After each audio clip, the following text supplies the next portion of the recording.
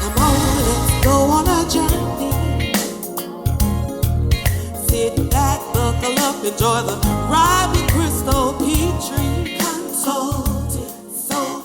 Hello, my name is Crystal Petrie, and you are watching another episode of the Crystal Petrie Podcast. Wherever you are, whatever you're doing, make sure you subscribe to my podcast right now. On today's episode, we are going to learn all about the history of fire and fire trucks. Now I know, mostly we learn about the history of politics, military, and other things.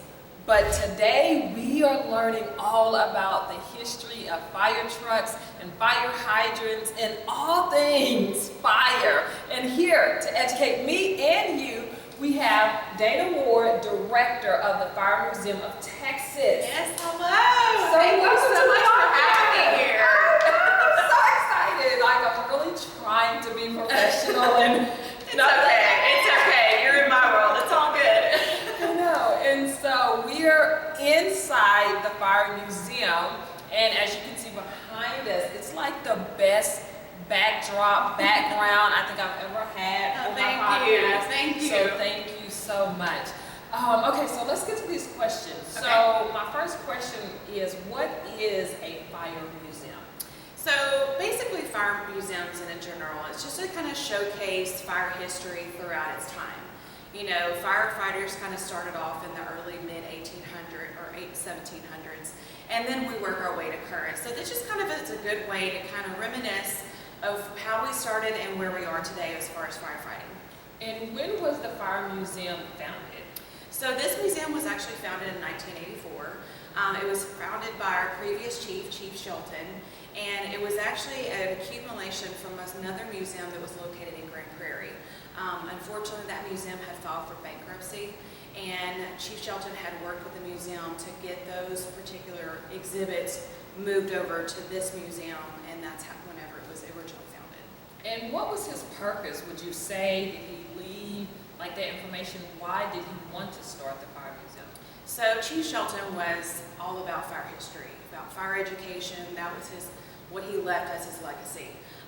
And so he wanted to make sure that people remembered where we came from and where we're going, the different decades of how we have evolved, you know, throughout history, the challenges that we've had throughout the years, and how we've, you know, learned from mistakes, and how we're looking for the future as far as fire education, fire safety, and fire prevention. And that's what he wanted to make sure that we housed here inside the museum.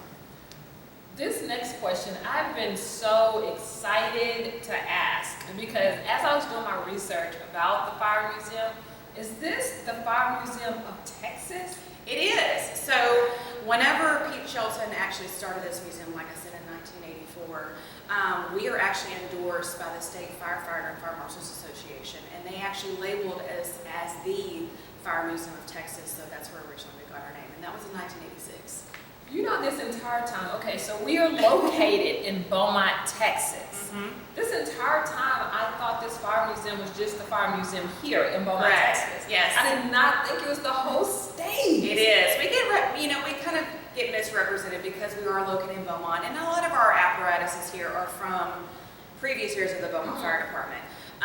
But I've been here for about 3.5 years, and we're trying to kind of change that narrative that we do represent all over Texas. We have pieces from everywhere that are donated or given to us, or we have some on loan. Actually, our newest exhibit is from Stonewall, Texas. It's actually Lyndon B. Johnson's personal fire engine that he received whenever he became president. So that's our newest exhibit. We're very proud to have that. But again, yes, we do showcase and represent all of Texas. Do you know, just kind of offhand, what is like the oldest piece you have here? So we have actually some hose reels that are in the very front of our museum.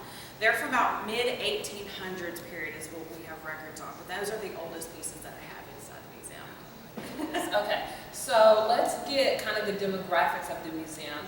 What's the address, the hours of operation, things like that? So we're located, as you said, in downtown Beaumont. Our physical address is 400 Walnut Street. And our hours of operation are Monday through Friday from 8 to 4:30. And we are available on the weekends for private parties, birthday parties, special events, things of that sort too. Okay. For the birthday parties and private parties, what does that look like?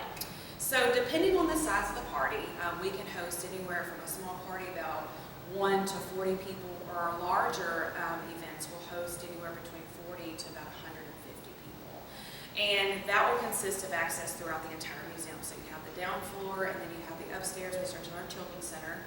And for our smaller events, for like birthday parties and such, we actually will have an engine come out, and we'll have our firemen come out and do like a great presentation as far as fire safety, showing their gear, letting them get on the fire truck, take pictures, that sort of thing.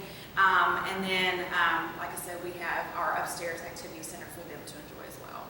Is there a fee to get into the museum? So, no, we're free admission. This museum actually operates on donations, and we have great sponsors and great community relations, out there to help us be able to keep our doors open. So, no, we're free to the public. What? How is it? I have never known about this. Yes. We're a hidden gem, right? Yes, hidden no more. That's Hidden right. no That's more. right. That is our Hidden no mission. more. Oh my goodness. Okay, so how large is this museum as far as like square feet? So the museum is not just a museum. We're actually the Beaumont Fire Department's headquarters as well. So we cohabitate, we share some spaces, but on average the building itself is around 11,000 square feet. This was actually a fire station back in the day. It was built in 1927. So it was Beaumont Fire Department Central Station built at that time. So, yeah. Oh my goodness, I'm loving this. Okay, how does the museum contribute to preserving the history of fire trucks and the fire ladders and just all things fire? So since I've been here, my tenor's been about 3 years now. And so before, we didn't really have a concrete way of how we do our preservation, how we make sure that our trucks still stay in operational order, things of that sort. So I've been really dedicated as far as implementing policies to make sure that our apparatuses are checked monetarily, making sure that our exhibits are cleaned properly to meet museum standards, because there are actual museum standards of what they qualify as cleanliness, and making sure that we preserve our exhibits, under their standards. So we do follow those rules. And we have a great team that I work with to be able to make sure that those are under measures. How do you clean? Like, for example, this fire truck behind us, it says 1923 on here, so I'm assuming that's like when it was operational. So that's when it was built. Okay, that's when it was built, 1923. So how would you clean that and not like mess it up? Very delicately. Yeah. So with our trucks, for example, we use microfiber cloths. We don't use soap and water because of just how, some of this is actual real gold leafing. So we want to make sure that those are kept preserved.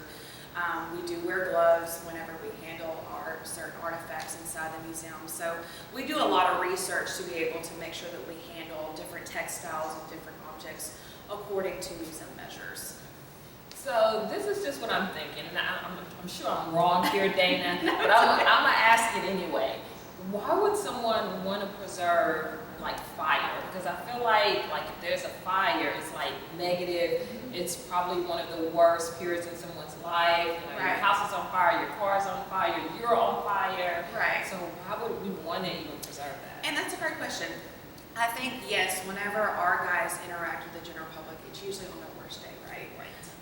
So I think that that's something that we as fire museums try to change. I think this is a good reminder for those families that come through our doors and individuals to just remind themselves on proper fire safety, prevention. How do we prevent these things from actually happening to us? How have we learned from different, explosions and chemical, we're surrounded by refineries. These are good examples for us to be able to reflect to, and how do we prevent those types of things happening? Okay, yeah, that makes sense. Does the Fire Museum of Texas, and I cannot believe this, the Fire Museum of Texas, have like significant connections to historical fires in Texas that you can tell us about? We do. So actually one of our exhibits, which actually is fixing to go into renovations, is called the Rio Light Truck. It was actually built in 1931 by firemen as well as engineers from the city of Beaumont, and it was built here on our premises. It was actually the first search and rescue vehicle that was ever made. And that particular truck actually responded to the New London explosion in 1937, as well as the Texas City explosion in 1947. So those were kind of really insignificant points of history that we can have here to be able for people to see the truck that actually responded to those. And kind of a fun fact is Walter Cronkite actually got his start on that Rio light truck.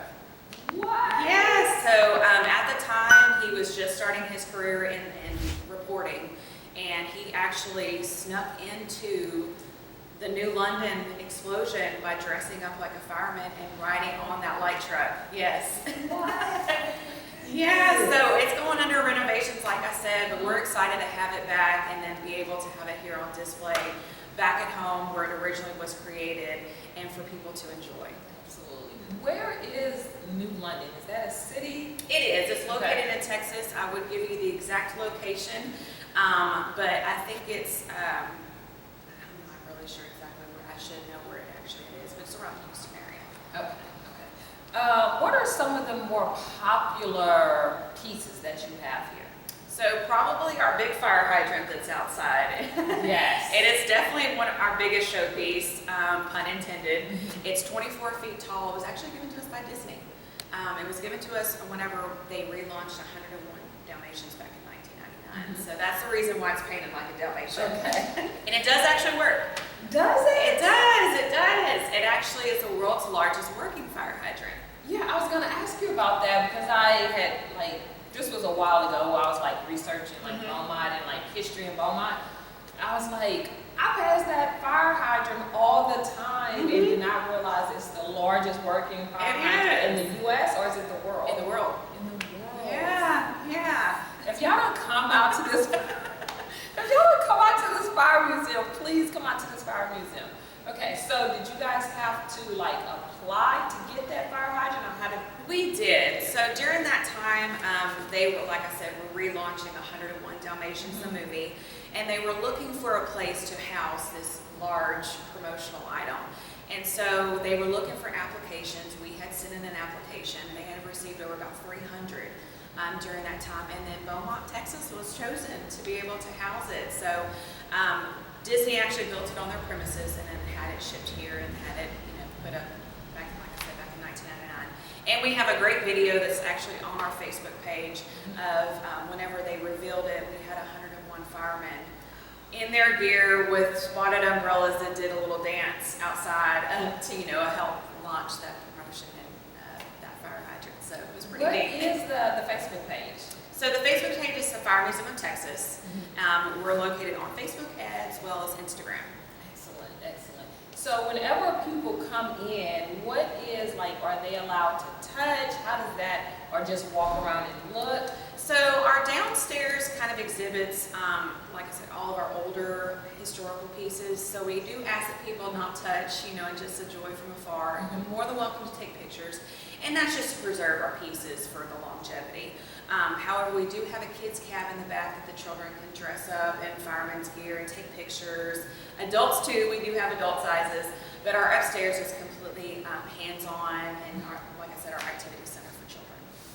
What fire-related artifacts do y'all have in here? Or do you have any? I'm assuming you do. Oh yeah, we have. So we kind of cater our, from different decades throughout fire history. We started the mid-1800s and then work our way to current. So we have a little bit of every decade genre here. Is there anything that was used 20, 30 years ago as far as fighting fires that we still use in 2024? Oh, absolutely. So we have a lot of tools here that firemen still use to this day. Some with modifications just from, learning that, for example, our Jaws of Life in the very back here. That was actually started in the 70s. We still have our first one that we purchased here for the city of Beaumont. We still use that tool to this day. However, we've had some modifications to it just for simplicity and easier use. Okay. And the Jaws of Life, explain to us what is that used for? Sure. That's actually a tool that our firemen would use in case they were to be called out to a scene where there was a car accident, and in some cases they're not able to open the door to get our victims out. So we would actually use that it's like a big pair of scissors basically. Okay. And so they would use that to cut the door off to be able to get the person out safely. And what about the firefighter uniforms? How have those evolved? So we actually have a couple here on display, and then we have some in our archives too that's available online. But those have changed as far as, weight, restrictions, different textiles that they've used throughout the years to be able to keep them safe. Helmets have changed a little bit over the years, and we have those on display here as well.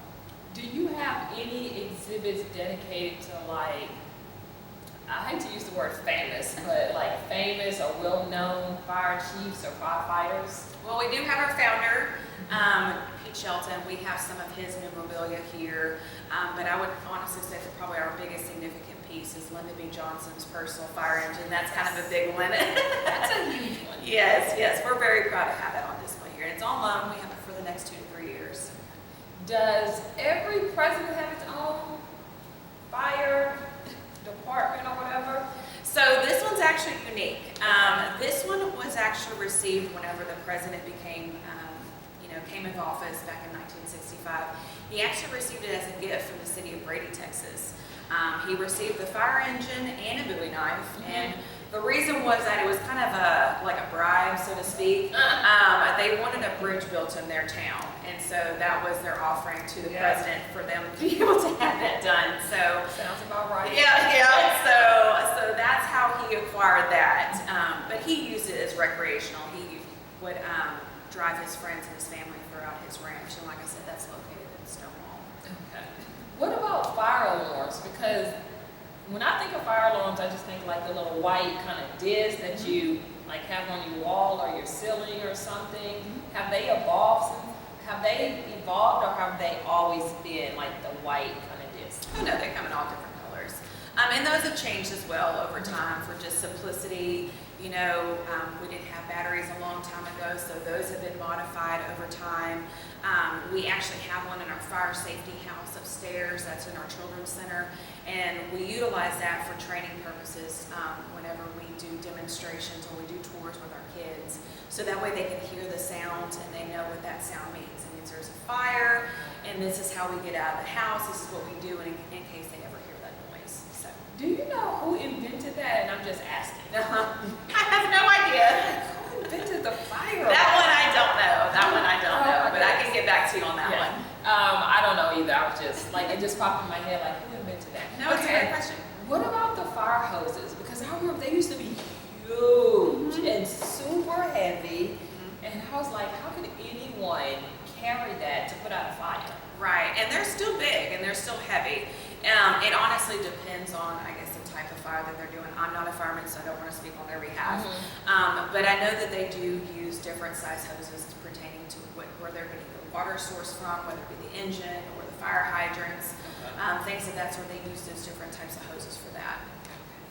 Now, if the water is on the fire truck, and I know you're not a firefighter, is it like in a big container? How do they? So inside the trucks, which you can't see from the outside, but there are large water tanks inside of them. And on average, they hold about 800 gallons of water. And what about, how has fighting fires changed? Like 1 or 2 things that you can kind of think of, maybe from I'm sure everything has changed from the 1800s, but how has that process changed? So I think one good example of that is right behind me is called a hand pumper. And so this is it's from 1856. This is how they used to be able to carry their equipment a long time ago. And, they used to, way back then, they didn't have fire hydrants, they didn't carry water on their trucks, so they had to get water from different sources. So whenever they would actually arrive to the fire, they, of course, again, we're talking, mid-1800s, even beyond that, they would have to get their water from horse troughs or rivers, streams, that sort. Fill them up, put them on the engines, and be able to pump the water to be able to put out, whatever they were trying to put out. So of course that was very time consuming, a lot of work. Now we've evolved over time and be able to find, solutions to those problems, which, time is of the essence whenever you're trying to put out a fire.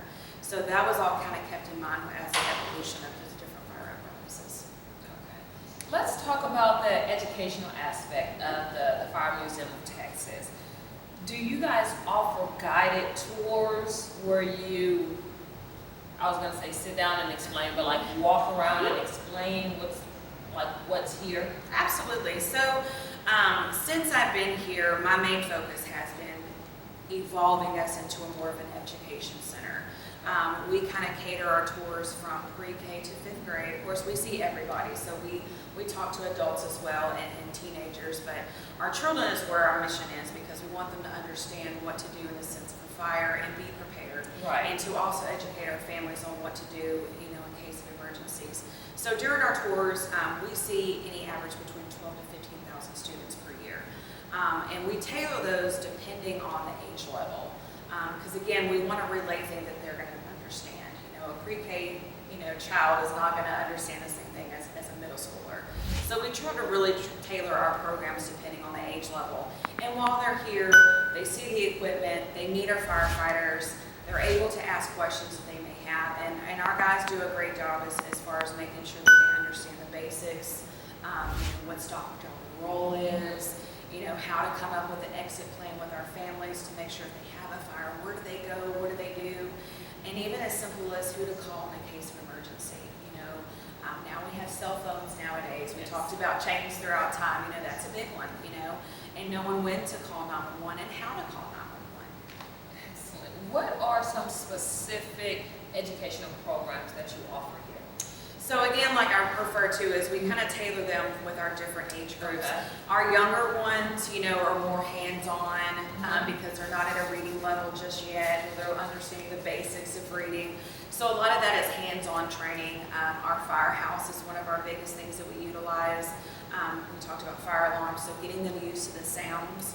Okay. Also for our younger ones, we have our guys dress out in their full uniforms because if they do ever have a fire, they're going to meet these guys, and it's scary, and their gear kind of looks scary because they can't really see them, they panic, we don't want them to hide. So we try to do a really good job of letting them meet our firefighters in full gear, so that way they can correlate them or understand that they're friends, not someone that's going to hurt them. Does the Fire Museum of Texas offer like fire demonstrations? I know you have like your firefighters that dress up. Do you offer or can you offer like a fire demonstration to like visually show like if the kitchen is on fire, this is what you do? Yeah, absolutely. So during our tours, our fire marshals that work with us here in the building, they kind of go over some of that stuff. If you were to have a kitchen fire, what do? How to work a fire extinguisher, again, how to use the fire alarms, when to change the batteries in those. And then we also have our fire festival every year. So that's usually the first Saturday of October, and that's kind of our kickoff party for Fire Prevention Month. And we have live demonstrations going all throughout the event. We do rope rappelling, we utilize the jaws of life, we do basic CPR training, basic first aid, things of that sort that our guys do on a day-to-day basis to educate our public. And what else do you guys do during the month of October to bring awareness to fire prevention? So October is our busiest month, as you can imagine. Yes. So we, kind of kick it off, like I said, with our fire festival, and then usually every single day in October, we're going out to schools, having meet and greets, talking about fire safety, fire prevention, and then here at the museum, we do the same thing as well. We host a lot of school tours, again, to talk about fire education, things of that sort. So we're constantly trying to educate our communities and our visitors about fire safety. One of the things that I learned maybe 5 or 6 years ago is the fire department gives out and will set up free fire alarms, right? In your home. We do. So how does that work? So if you live within the city of Beaumont, we can install fire alarms in your home. You do have to prove proof of residency. That will be through our fire marshal's office. You can call them and schedule an appointment, and our guys will come in and install them for you. Okay. I was amazed. So again, if you need fire alarms in your home, of course you have to own that home, but they just call and like set up an appointment for them to Or they're come. more than welcome to come in and talk to myself. Like I said, we cohabitate. We're one big happy family here, and our mission is fire safety. And so if they want to come in and ask questions on how they can schedule that appointment, they can ask me, and I'll send them to the right person to talk to get that arranged. Okay, Dana, talk to me about, and I know we're in a museum, so a lot of times it's hands-off. Do you have any like hands-on interactive things that the kids and some of the adults can touch and feel? We do. We have our kids cab in the back. So that is the front part of an engine and where they can dress up and take pictures. But our biggest one is our Children's Activity Center, which is located upstairs. And that is where all the hands-on stuff is. That is where they can learn about all the things fire-related and safety. But I will say we are going to be going to undergo some renovations upstairs, which we're very excited to do. That activity center was actually built in 1986. And so we haven't had any modifications since then. Technology has changed over time. So we definitely want to bring it up to speed, and we're going to be focusing, like I said, our typical target, which is pre-K through 5th grade, going through fire safety and education with more hands-on stuff upstairs. So we're really excited about that. Yes. And then, and I don't know, can you let everyone know who you're going to partner with for the updates upstairs? We will. We can't release that just yet because we're still working on the logistics, but we're very excited to have a big partner with this. I think it's going to be great. It's going to be state of the art. We want to make sure that everybody knows who we are, so we'll definitely have a big launch party with this because it's going to be great. I'm excited. What about teachers? How do you incorporate, or how can teachers come in and partner with the Fire Museum to help teach fire safety in their classrooms? Yeah, so teachers can contact us. We talk to teachers not only just in Beaumont, but all over Southeast Texas and Southwest Louisiana. They can contact us, they can schedule a tour. If for some reason they're not able to make it, our guys can go out and do a safety talk as well. And then we also have some collateral that we're going to be working on to kind of tailor again to the different grade demographics that we can send them. So, and if they have suggestions, if there's something that they're looking for that they're missing within their curriculums, be sure to reach out because we're very open to different ideas to be able to teach, what our mission is. I remember when I was in school, and I'm not trying to age myself, but the big thing was a Smokey the Bear. So do you have and I hate to say mascot, but do you have like a mascot for fire safety? So I would say for a mascot, talking about Smokey the Bear, we do have a Smokey the Bear here. However, he is also going under renovations. He is actually one of the originals from the 50s. So we have a costume here that was animatronic during that time. And so, but unfortunately, he's going under some renovations right now due to age. Aren't we all? But we have him, and then we also have, of course, Sparky, the fire dog, which is a big, kind of a broad, fire department mascot that we utilize for fire safety. But we also have a dog here. His name is Chucky. Chucky is a retired canine that works with me every now and then. He's home today.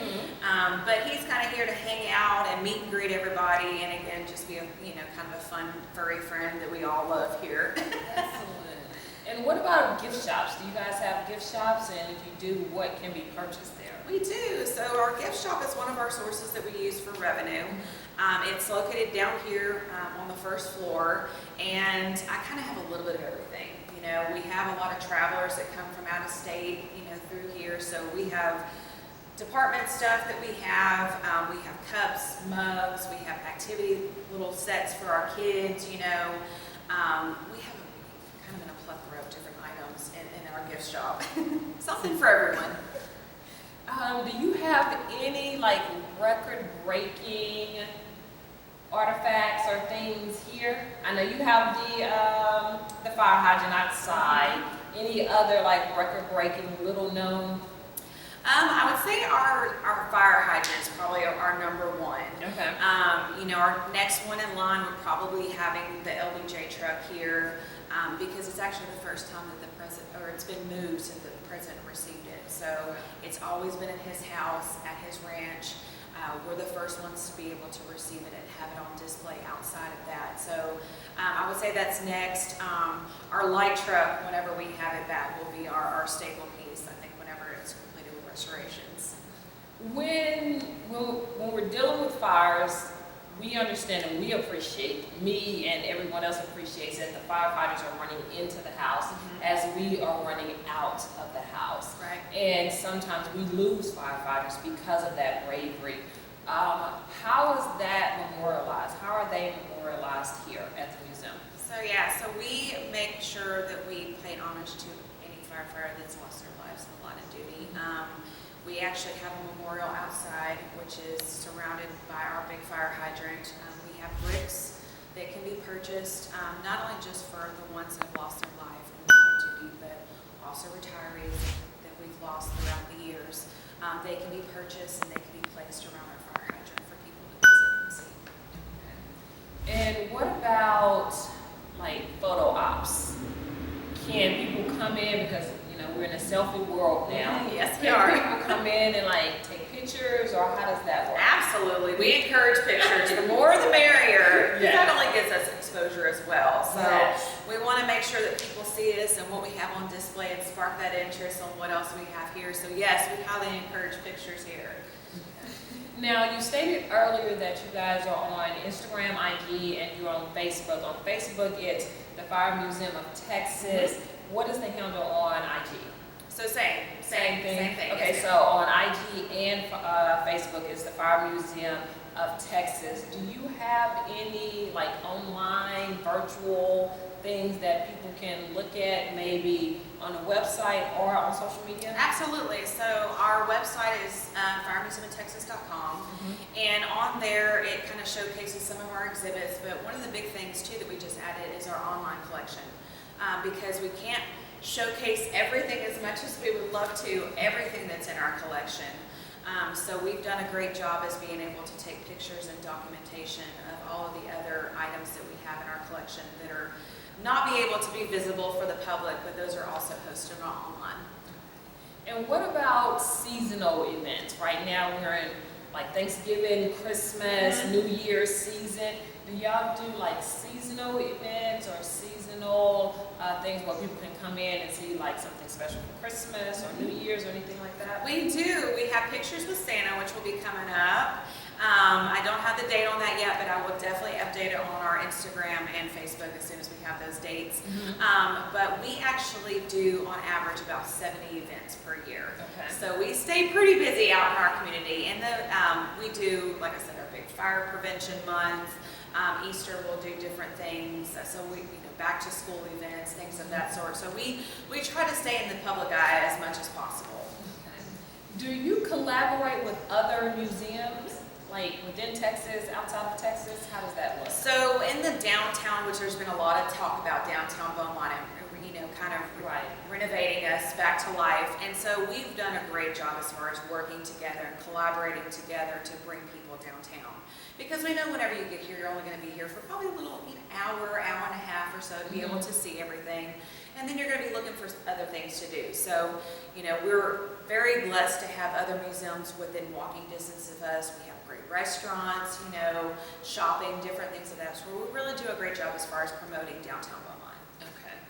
And what is, and this is my final question for you, Dana, what is your intention as the director of the Fire Museum of Texas? What is your intention, your goal in this space? So I actually come from a business world.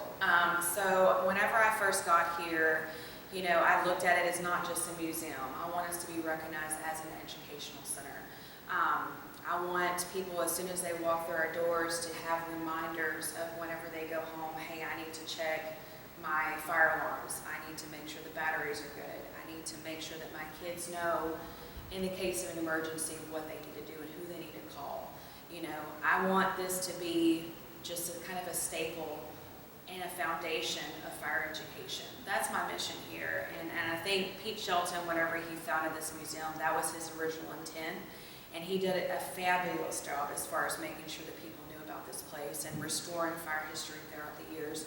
And so I kind of want to extend his legacy and make sure that everybody knows, just the basic fundamentals of what they need to know in order to prevent themselves from harm and making sure that their families are educated in what to do in case of emergency.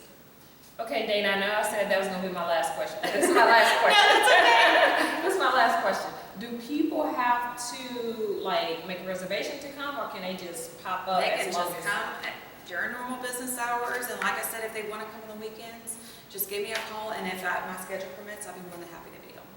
Really? Absolutely, absolutely. As long as we don't have soccer. So You really do love your job. I do. It's a passion for sure. Excellent. Okay, so what is the one thing, because I've learned so much about this fire museum that I had no idea about, like the Fire Museum of Texas and not Beaumont. Yes. What would you say is the one thing that you want to make sure that people know about this fire museum that maybe they do not know?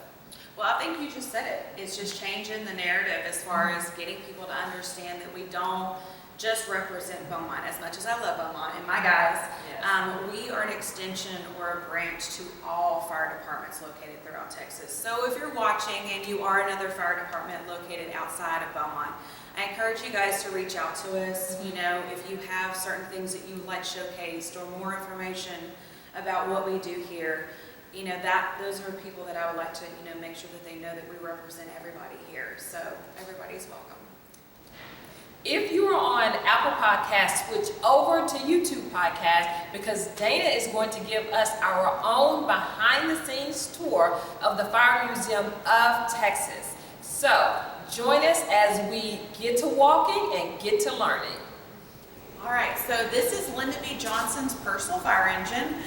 This is a 1915 American LaFrance. And whenever we talk about American LaFrance, that is actually the type of engines that were utilized during that time frame. So this is actually a picture of him. He's the one waving, and he's got his friends and his family in the back of this truck. This was actually located on his ranch, which is located in Stonewall, Texas. And he actually received this, as I mentioned earlier, from the city of Brady, Texas. The city of Brady wanted a bridge built in their town, so this was kind of a bribe to the president to be able to have that bridge built. And so whenever he received this, the back of it was changed a little bit. It has bucket seats where normally this is where our firemen would keep their equipment, tools, things of that sort. But yeah, we have it on loan for the next 2 to 3 years, so we're very fortunate to have it here. All right, welcome to the world's largest working fire hydrant. Behind me here is our 20-foot fire hydrant that we actually received from Disney back in 1999. This was a promotional piece whenever they were relaunching 101 Dalmatians, and it actually works. So you guys want to check it out? Yes. All right.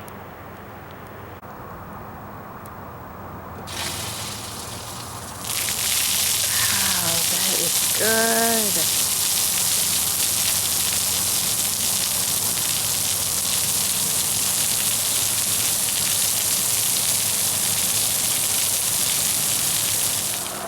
Well, I hope you enjoyed the world's largest fire hydrant, but also I wanted to make sure that we added at the basin surrounding our fire hydrant is where we actually lay bricks that you can purchase to honor those firefighters that may have lost their life in the line of duty, or retired firefighters that unfortunately are no longer with us. And so we want to make sure that we pay homage to them.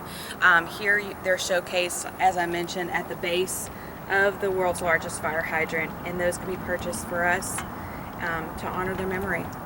Well, thank you so much, Dana. Absolutely. Thanks for having us. Oh my goodness, this has been so good. Thank you so much. This has been so easy. And to my audience, thank you so much for tuning in and watching. You can get Dana's podcast and all of my other podcasts on YouTube Podcasts and the Apple Podcasts. And always know, you always have time to listen and learn on the go. Come on, let's go on a journey. Sit back, buckle up, enjoy the ride with Crystal Petrie. Consulting, so inspiring, pushing you to your dreams. You can be anything. Oh, it goes with